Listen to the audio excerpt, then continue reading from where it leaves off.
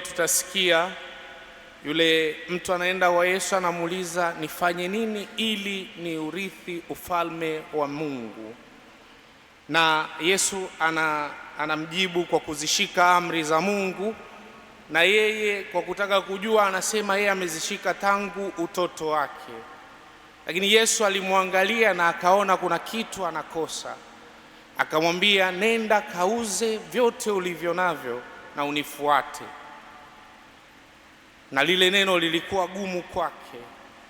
Kwa hiyo lile swali la kusema nifanye nini ili ni urithi uzima wa milele, kwa tunaweza kulisema tena nifanye nini ili niweze kupata furaha ya kweli. Kwa sababu kwenye maisha yetu sisi tunatafuta furaha, lakini sio katika mali, lakini furaha ya kweli inapatikana kwa Kristo, na mwishoni Yesu Kristo anamwambia nenda kauze alafu unifuate. Kwa kumfuata Yesu Kristo kweli tunapata ile furaha ya kweli katika maisha yetu. Kwa nawaalika kuweza kumwomba Mungu kweli atusaidie kweli kuweza kuingia katika ile furaha ya kweli pamoja na yeye. Ndugu zangu, tukiri dhambi zetu ili tupate kustahilishwa kuadhimisha mafumbo matakatifu.